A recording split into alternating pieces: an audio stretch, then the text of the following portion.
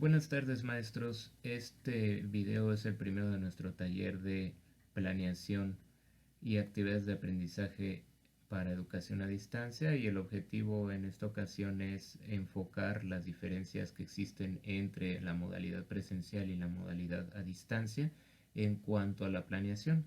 En particular, hoy solo vamos a estar hablando de planeación. Antes de analizar las diferencias concretas que existen entre ambas modalidades en el aspecto de planeación, es importante señalar que hay aspectos iniciales de precisamente la planeación que son bastante semejantes en ambas modalidades. Me refiero en primer lugar a el primer paso de la planeación, que es precisamente el seleccionar los contenidos que voy a abordar a lo largo de un curso. Necesito tener en consideración cuánto va a durar este curso, si va a ser a lo largo de un periodo de un año, de un semestre, de un bimestre, de tantas horas, y yo voy a seleccionar los contenidos que voy a abordar a lo largo de este curso. Este paso es compartido y es común a las dos modalidades, educación a distancia y presencial. En ambos necesito considerar los contenidos que voy a abordar con base en el tiempo que dispongo. El segundo aspecto ya tiene que ver más con este tiempo precisamente, y es que tengo que empatar los contenidos que yo ya seleccioné y distribuirlos a lo largo de el tiempo del que dispongo con base en el calendario escolar de mi institución.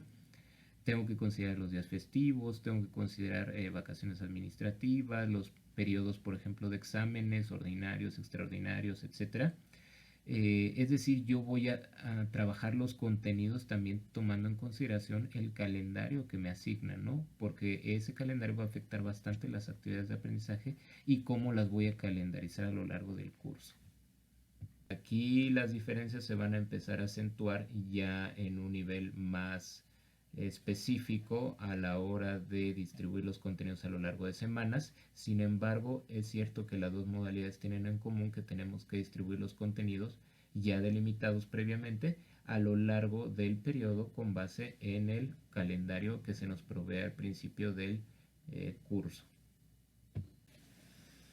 Es aquí donde nosotros tenemos la primera diferencia entre modalidad presencial y a distancia. Normalmente cuando trabajamos en modalidad presencial, nosotros estamos acostumbrados a planificar nuestras actividades de acuerdo con el número de sesiones que tenemos con cada grupo a la semana. No sé qué han notado ustedes en su experiencia docente trabajando en la UNAM, pero al menos en mi caso noto que cuando estoy trabajando en educación presencial, independientemente de las horas que me marque el nombramiento por semana, pueden ser 4 horas por semana, generalmente es lo que asignan por materia. En realidad lo que más afecta a mi planeación es cuántas clases a la semana voy a tener a los chicos enfrente, no cuántas horas, cuántas clases. Es decir, es más importante para nosotros a la hora de planear saber si tenemos una o dos clases a la semana con un grupo específico, a saber si tengo 4 horas o 5 horas o 6 horas con ese grupo. Eso es en educación presencial. La primera vez que tenemos este contacto con la modalidad a distancia nos puede causar un poco de desorientación, ya que tenemos que acostumbrarnos a considerar nuestro tiempo de clase de una manera distinta. Ya no podemos aquí considerar nuestro tiempo de clase o el tiempo que disponemos para abordar los contenidos en términos de las sesiones que vamos a tener a la semana, sino ahora sí tenemos que cambiar ese paradigma y empezar a considerar qué dosis de contenidos vamos a abordar por horas a la semana. Si yo tengo 4 horas a la semana, es fundamental que yo planifique el trabajo orientado a las 4 horas por semana que tengo, independientemente de que los vea presencial, perdón, que los vea en una sesión virtual o no. Y ya si quiero manejar dosis también de aprendizaje autónomo, de tareas, etcétera, pues eso ya correrá por mi cuenta, ¿no? Sin embargo, la primera gran diferencia entre modalidad presencial y a distancia es que mientras en modalidad presencial yo considero que voy a tener cierta cantidad de clases o sesiones presenciales a la semana, en educación a distancia tengo que planear con base en las horas de las que dispongo a la semana para abordar los contenidos. ¿Cómo se va a concretar el trabajo de 4 horas a la semana en evidencias de aprendizaje? Ese es lo más importante que debo considerar en educación a distancia. Si yo voy a estar trabajando 4 horas a la semana con cada grupo, se supone que después de esas 4 horas se tiene que generar algún tipo de producto o algún tipo de evidencia que me permita verificar que efectivamente se han dedicado aproximadamente 4 horas de trabajo en el estudio de los contenidos que yo incorporé en el plan de trabajo. Es decir, aunque yo estoy planeando en función de las horas que tengo por semana, los chicos van a estar evidenciando ese trabajo en horas a través de productos que normalmente yo recomiendo se entreguen al término de cada semana. Es decir, cada semana ellos preferentemente tendrían que estar entregando una evidencia de aprendizaje en particular, un ensayo, un ejercicio, un determinado producto relacionado con mi asignatura que permita verificar que efectivamente se han dedicado al menos o aproximadamente unas 4 horas de trabajo para su terminación. Ahora bien, aquí asoma la segunda diferencia que existe entre modalidad presencial y a distancia. Normalmente cuando nosotros trabajamos de forma presencial, nosotros partimos del supuesto de que vamos a utilizar las clases de manera tradicional. ¿A qué me refiero? Yo voy a dedicar cierta parte de la clase a exponer los contenidos de la materia.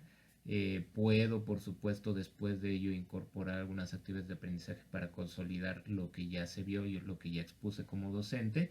Y a partir de ahí yo voy a llevar a cabo la retroalimentación en esa misma clase. Recuerden que una estrategia típica para planear las clases es dividirlas en apertura, desarrollo y cierre.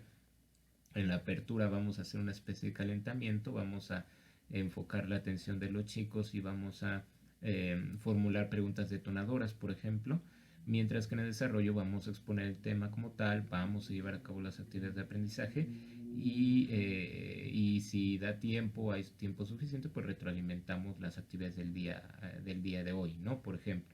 Y en el cierre, pues el cierre lo utilizamos para consolidar lo que ya se vio, quizás cerrar con alguna reflexión, alguna conclusión muy específica sobre lo que se vio, y así es como se suele manejar en educación presencial.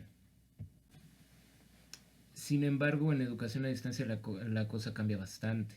En realidad, en vez de planear mis sesiones virtuales, de lo cual ya hablaremos un poco más adelante, para exponer todo un tema, yo voy a tener que dar por supuesto de que hay mayor autonomía por parte de los estudiantes para trabajar por su cuenta y estudiar los contenidos que yo les voy a compartir. No significa que yo voy a dejar de exponer, pero ya no lo voy a hacer de manera presencial. Ahora voy a compartir materiales disponibles en la red para que ellos puedan de manera autónoma consultarlos y formarse sus propias ideas, poner en práctica los contenidos para que puedan llegar más preparados a la sesión virtual en caso de que yo las esté organizando. ¿Esto por qué lo menciono?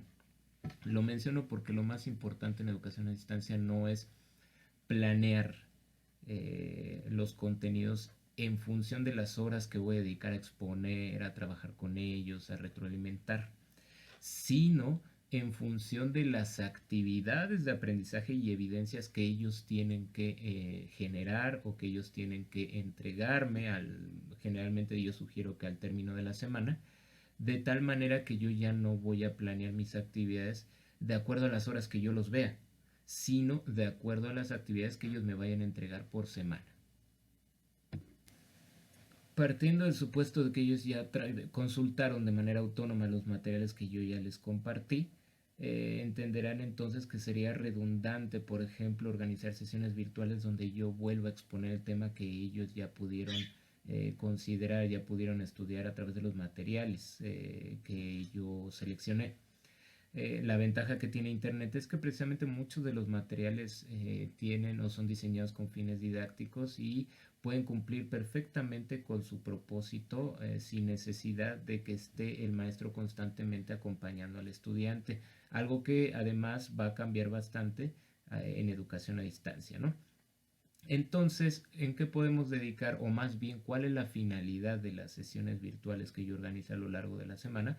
Pues brindar retroalimentación sobre actividades de aprendizaje concretas, puntos que yo considere que los chicos pueden mejorar, por ejemplo, o puntos que sacan a relucir temas polémicos, temas que vale la pena reflexionar más allá de lo que los materiales pueden exponer. Ciertamente los materiales por sí solos no pueden completar el proceso de enseñanza-aprendizaje.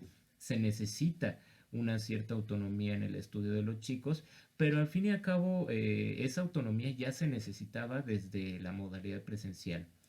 Es decir, los chicos, los que están preparados para estudiar, los que tienen actitud, asumen la actitud y están comprometidos con su carrera, normalmente van a tener autonomía tanto en educación presencial como en educación a distancia. Ciertamente va a costar un poco de trabajo que se adapten de una modalidad a otra si nunca han probado la última.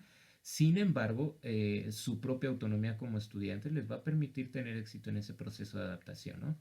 Entonces, las sesiones virtuales que yo organice, pues las tengo que dedicar a otra cosa que no es exponer los contenidos de mi materia, sino más bien, como ya lo mencioné, pues retroalimentar las actividades de los chicos, tocar los temas interesantes de reflexión que no son profundizados lo suficiente en los materiales didácticos y bueno, también verificar el aprendizaje de mis estudiantes a través del intercambio de ideas, ¿no? Eso es lo que les puedo recomendar cuando se trata de planear sesiones virtuales en educación a distancia. Por último, todo lo que hemos mencionado sobre la forma de planear y cómo es diferente planear en educación a distancia y presencial, se va a ver influido y al mismo tiempo va a influir en elementos fundamentales del proceso de enseñanza-aprendizaje como son la evaluación y el uso de materiales. Aunque tocamos ahorita levemente la cuestión de materiales de aprendizaje, no es la intención de este curso abordar materiales realmente. Recuerden que este curso, la primera parte está orientado a lo que es planeación y actividades de aprendizaje. Ya en una segunda parte del curso, que espero tengan conocimiento de él, se estarán abordando los aspectos de materiales de aprendizaje en educación a distancia y evaluación, que es el otro aspecto fundamental que tampoco vamos a tocar en este curso.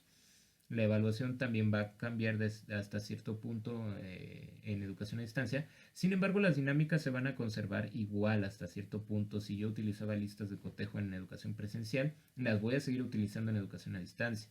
Si yo aplicaba proyectos, análisis de casos, mapas mental, organizadores gráficos para evaluar, yo los voy a seguir utilizando en educación a distancia, tanto como los utilizaba en educación presencial.